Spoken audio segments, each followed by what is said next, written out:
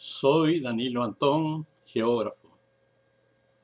Esta es la primera parte de un video del ciclo Mitos y Verdades para el canal de Fogón en Fogón, para la radio cooperativa.uy.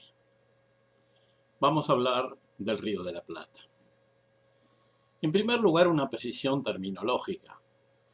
Lo que hoy llamamos Río de la Plata no conduce a ninguna región rica en este metal, y en gran medida es el resultado de una contradicción histórica de navegantes que buscaban los grandes yacimientos de plata del Alto Perú.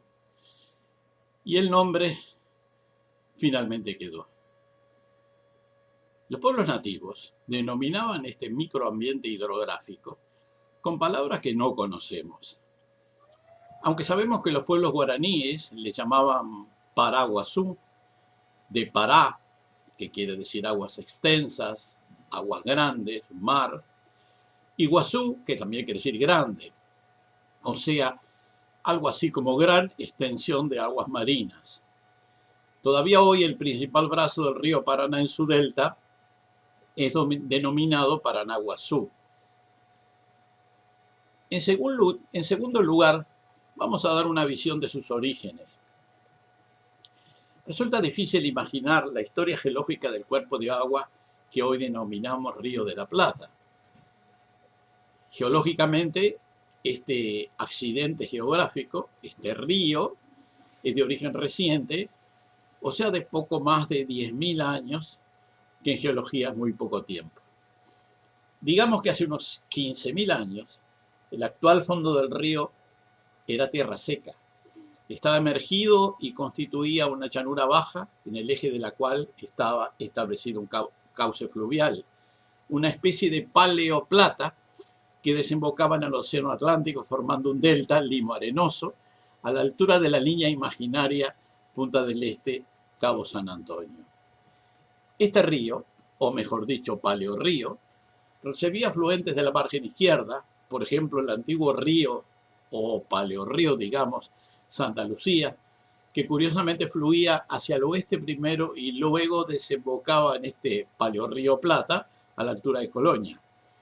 En esa época llegaban grandes cantidades de polvo limoso, loes, que atravesaban la llanura y se acumulaban en la superficie de la misma, que hoy está cubierta por agua, y hacia las zonas onduladas contiguas y que habrían de constituir en el futuro la mayor parte de los suelos agrícolas en los territorios litorales de ambas orillas, especialmente del lado uruguayo. El clima de ese periodo era semiárido y más frío, pero había suficiente vegetación como para alimentar varios mamíferos, muchos de ellos de gran tamaño, como los gliptodontes, que son especies de mulitas gigantes, los milodontes y los megaterios. Estos últimos dos son perezosos gigantes, y mastodontes, que son parientes de los elefantes. Debemos señalar que en esa época, hace unos 10.000 años, fue que llegaron las primeras comunidades humanas a esta región. Sabemos que ellas fueron responsables por la extinción de las especies gigantes de las que hablábamos.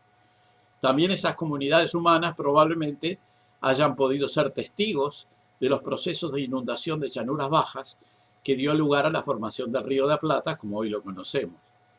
Como decíamos anteriormente, hace unos 10.000 años el nivel del mar subió a las llanuras emergidas platenses, que en ese entonces fueron inundadas casi totalmente, solo sobresaliendo algunas pequeñas islas, por ejemplo la isla de Flores. Geomorfológicamente, debido a ser un valle fluvial inundado y utilizando un vocabulario ampliamente utilizado, el Río de la Plata puede ser considerado una verdadera ría. Hoy es una superficie acuática de forma groseramente triangular que se extiende por 325 kilómetros de largo en dirección de noroeste a sudeste y alcanza su máximo ancho precisamente en su extremo sur oriental con 225 kilómetros. El extremo occidental, a la altura de Colonia del Sacramento, allí su ancho es de poco más de 40 kilómetros, descendiendo a 2 kilómetros en el acostamiento de Punta Gorda frente al delta del Paraná. La superficie del Río de la Plata es de aproximadamente 30.000 kilómetros cuadrados.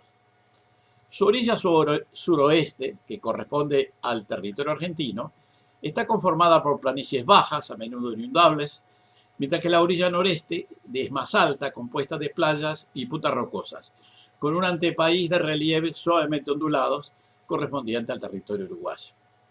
El Río de la Plata es poco profundo. El promedio de profundidad no supera los 10 metros, alcanzando su profundidad máxima de 25 metros sobre la línea imaginaria que determina su límite exterior.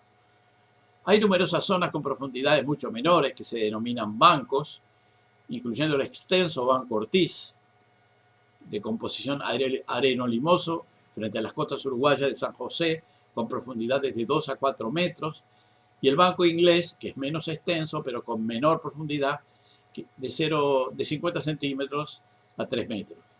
Está compuesto de un sustrato rocoso, localmente cubierto por arena. Otros bancos de menores dimensiones son el Banco Arquímedes y el Banco Rouen. Estos bancos son importantes por representar obstáculos a la navegación y son responsables de numerosos naufragios.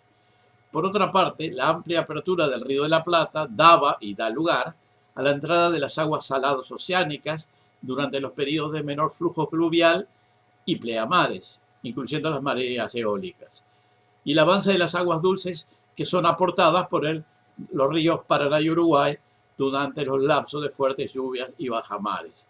Las aguas saladas tienden a avanzar por debajo de las aguas dulces con relativamente poca mezcla y este régimen característico del Río de la Plata se denomina régimen estuárico.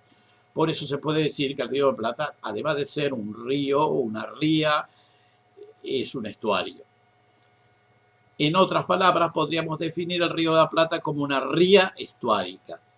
El resultado de todo esto es una poderosa entrada acuática en el continente que fue aprovechada para el acceso marítimo a los ríos principales.